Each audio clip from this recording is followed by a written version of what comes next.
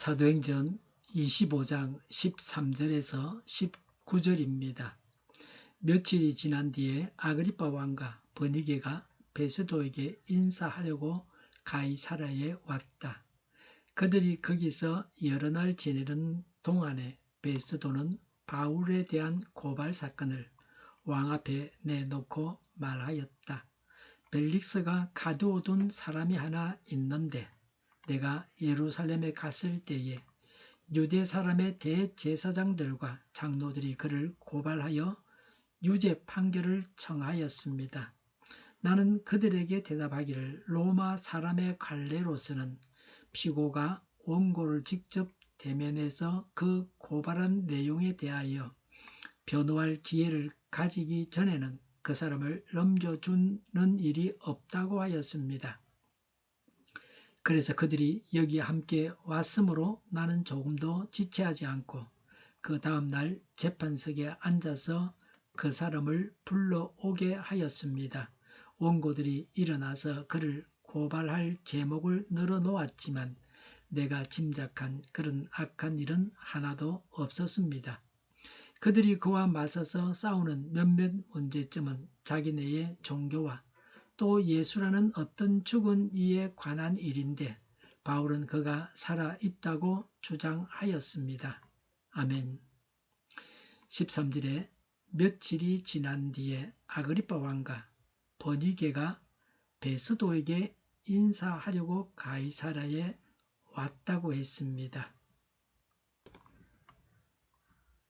아그리빠 왕은 사도행전 12장 20절부터 23절에서 죽은 헤롯 아그리빠 1세의 아들인 아그리빠 2세입니다. 아그리빠 2세의 통치기간은 주 48년에서 주후 92년이나 93년이었습니다.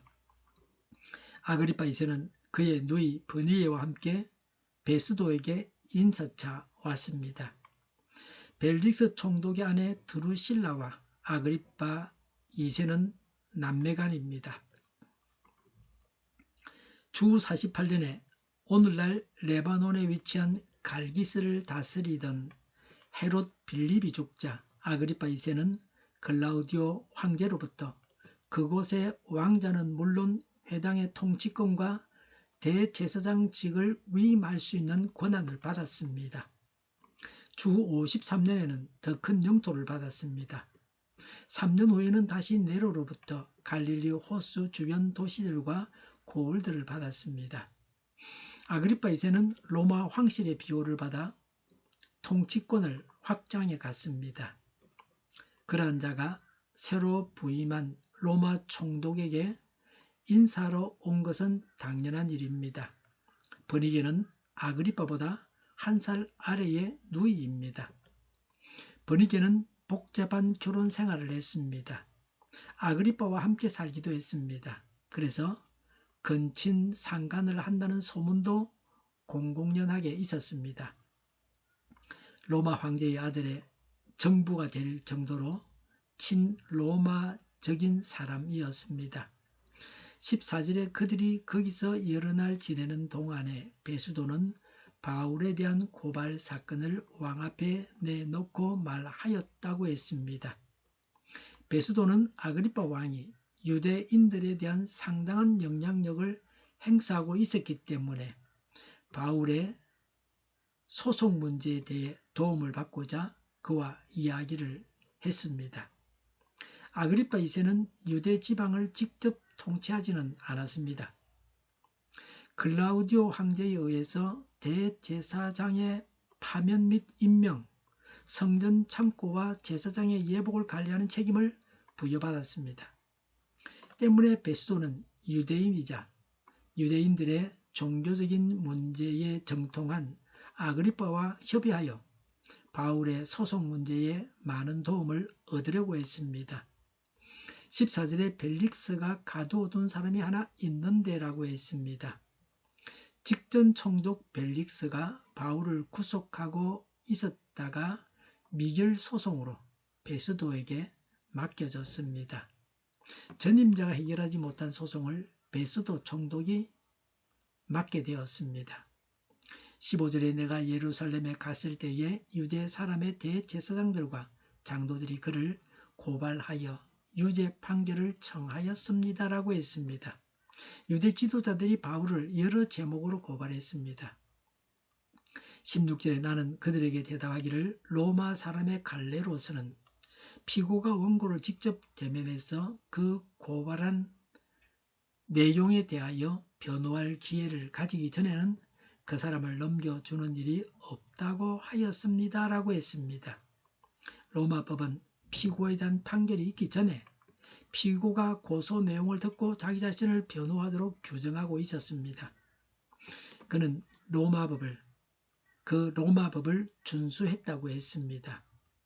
17절에 그래서 그들이 거기에 함께 왔으므로 나는 조금도 지체하지 않고 그 다음 날 재판석에 앉아서 그 사람을 불러오게 하였습니다라고 했습니다. 뇌물을 받기 위해서 재판을 미루지 않았다는 것입니다. 이 말대로 실제로 베스도는 유대 지도자들이 예루살렘에서 가이사라에 온 다음 날 바울을 신문하기 위해 재판을 열었습니다. 베스도 총독은 재판을 미루지 않았습니다. 고발자가 오자 바로 재판을 열었습니다. 총독이 볼 때는 바울 사건이 어떠했는지를 말하고 있습니다. 18절에 원고들이 일어나서 그를 고발할 제목을 널어놓았지만 내가 짐작한 그런 악한 일은 하나도 없었습니다 라고 했습니다. 원고는 유대의 대제사장들과 장로들입니다. 유대 지도자들의 고소와는 달리 바울에게는 로마 법을 어긴 죄가 없었습니다. 고소한 것에 대한 정인이나 증거가 없었습니다. 19절에 그들이 그와 맞서서 싸우는 몇몇 문제점은 자기네의 종교와 또 예수라는 어떤 죽은 이에 관한 일인데 바울은 그가 살아있다고 주장하였습니다라고 했습니다. 종교적인 문제요 예수님에 관한 일이었다는 것입니다. 바울은 예수님께서 십자가에서 죽으시고 죽임당하시고 부활하셨다고 전했을 뿐이었습니다. 예수님의 부활은 바리새인들의 부활 신앙을 지지하는 것처럼 보이기도 합니다. 예수님의 부활은 완전한 몸을 입는 겁니다. 바리새인들의 부활 신앙은 죽은 자가 살아나서 이 세상 몸을 입고 사는 것입니다. 유대인들은 바울의 신앙이 잘못되었다고 합니다. 누가 바르게 하나님을 믿느냐는 문제입니다. 라다찌는 신을 믿지 못한다는 것은 좋지 못한 일이다. 그러나 신이 아닌 것을 신인 줄 알고 믿는 것은 더욱 좋지 못한 일이다 라고 했습니다. 바른 신앙을 분별해서 믿어야 합니다. 하나님을 섬기는 문제를 두고 여러 사람이 바울을 공격했습니다. 톨스토이는 신앙은 다수결로 결정되는 것이 아니다. 사람의 수요로 신앙의 진실 여부를 저울질하려는 자는 신앙이 무엇인지조차 모르는 자이다 라고 했습니다. 여러 사람이 바울이 잘못되었다고 말한다고 해서 바울이 잘못된 것은 아닙니다. 바울처럼 하나님을 위해서 고난당하는 것을 기뻐해야 합니다. 복음을 전하고 가르치기 위해서 고난을 받아야 합니다. 우리 사회가 정의로운 사회가 되도록 우리가 노력하고 이를 위해서 고난도 달게 받아야 합니다. 눈치 보며 살 것이 아니라 정의롭게 사는 것이 하나님의 뜻이라는 것을 알고 정의를 행해야 합니다.